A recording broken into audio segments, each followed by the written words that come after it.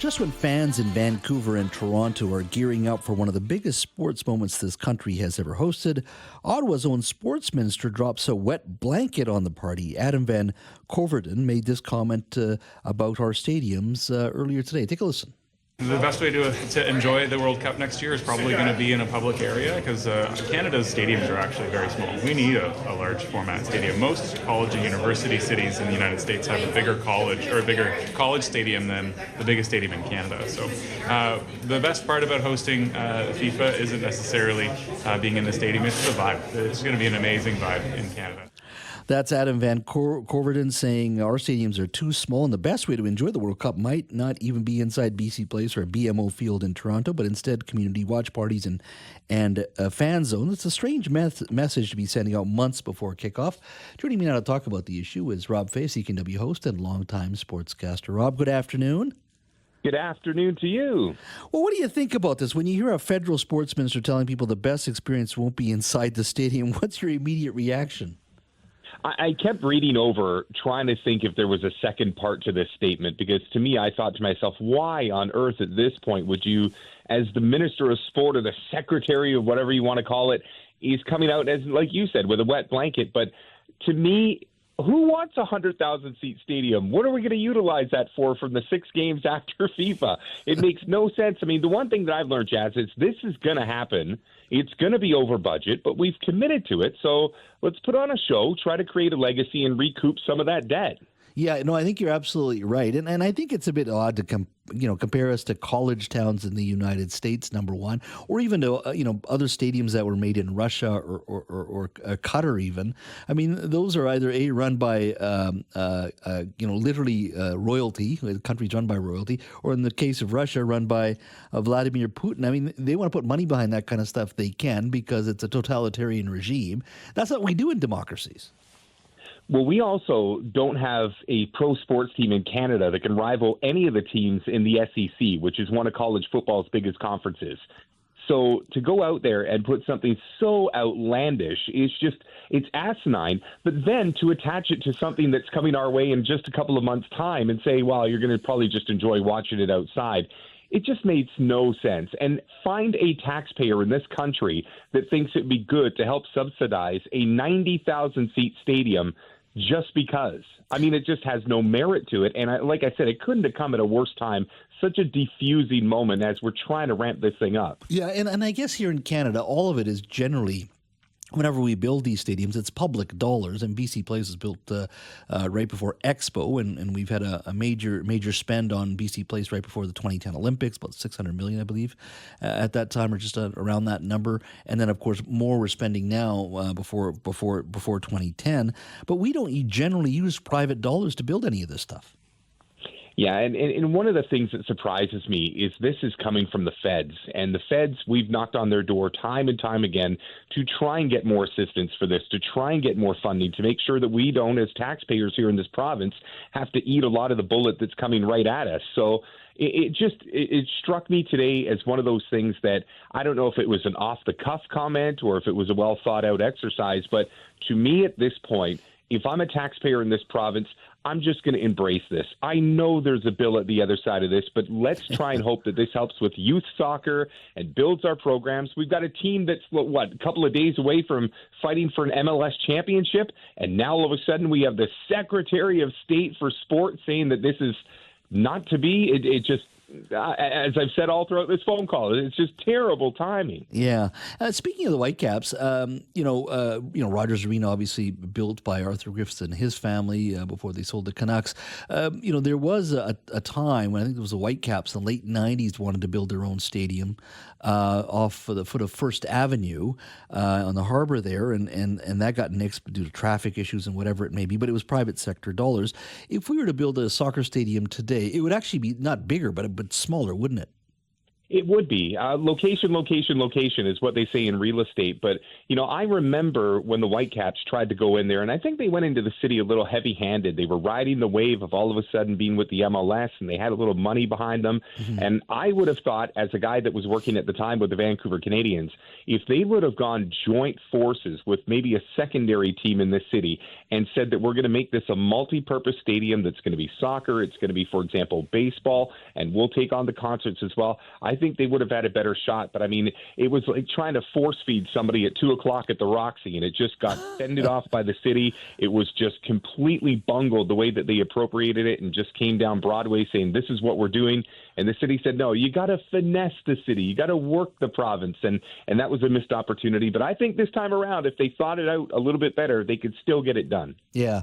And my understanding is the MLS prefers stadiums in that 25 to 30,000 seat range. That's a sweet spot where there's enough demand there to fill those seats. At the same time, you can make a lot of money through obviously food and beverage and advertising.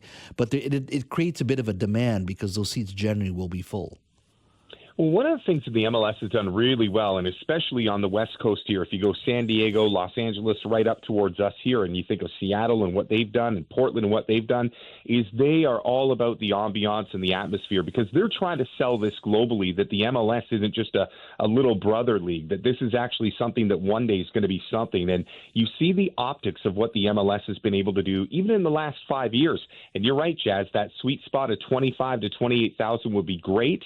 I don't think BC Place is long for the MLS. I think that the Whitecaps, if they're going to stay in this city, and don't quote me on them moving, but just the fact that they do have to get out of BC Place at some point and go find themselves a 25 to 30,000 seat stadium, which is why, if Brenda Locke is listening, I hope her and those Surrey folk out there understand that if they build that stadium, there's teams that'll come. Yeah, and judging by the beer sales, as they said during the last game, they were struggling to just deal with 53,000 fans, and hopefully they'll pick up their act and do a lot better for World Cup. That's for sure. But this Saturday's game. Speak to me a little bit about just the impact of where we're at, and if we win, and then you got FIFA next year. This is a tremendous moment for soccer, isn't it, in our province?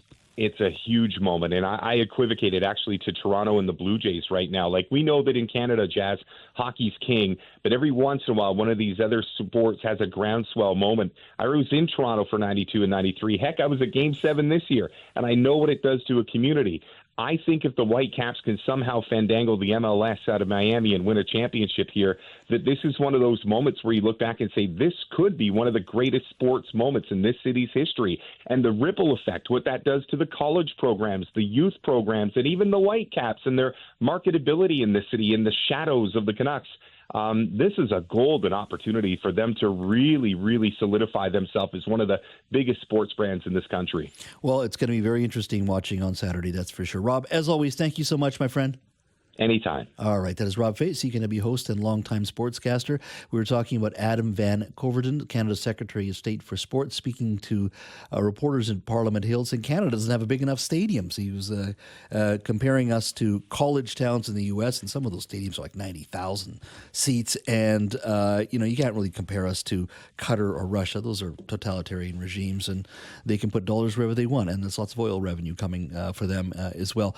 Call me on the open line. Would love to hear from you. If we were to build another stadium here in the Lower Mainland, where would you like to see it go, and what kind of size would you like to see? Would you like that 25 to 30,000 seat open air stadium, or do you think, look, we should be spending our money and our public dollars perhaps on just ice rinks for kids and community centers? Let's not worry about building these big stadiums for professional athletes. 604-280-9898. That's 604-280-9898.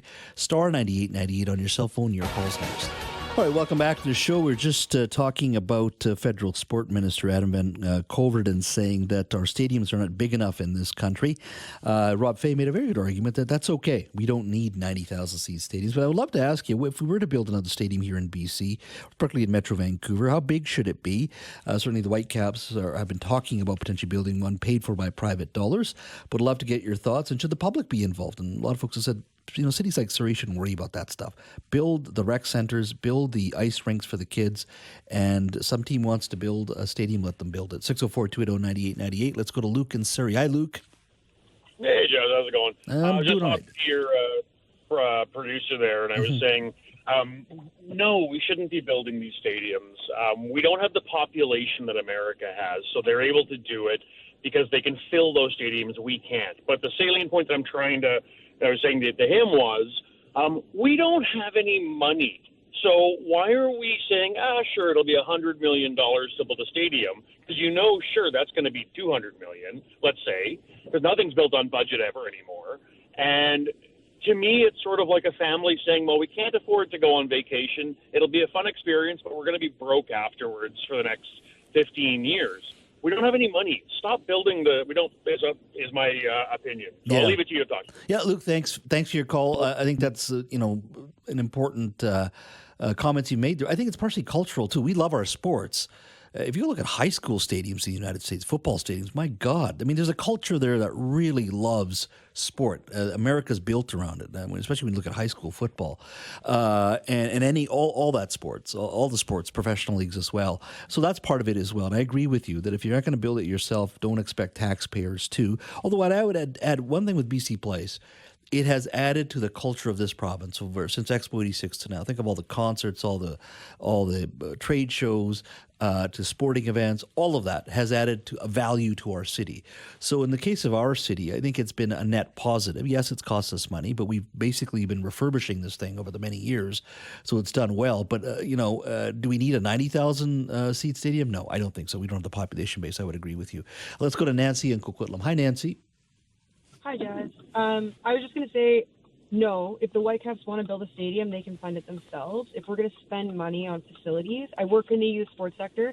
Ask any sport, whether it's ice, pool, courts, gymnasiums, any track and field, any of them. The number one thing they all say is a barrier to participation or growth, lack of access to facilities. And that's across the province. Yeah. It's a huge issue. So if we're going to build stuff, build a rink in Vancouver. Build a new pool because the roof is falling in. Let's stop. Don't build a fancy 90,000 person stadium. Build a regular rink with 4 pads that you can play hockey, speed skating, ringette, whatever.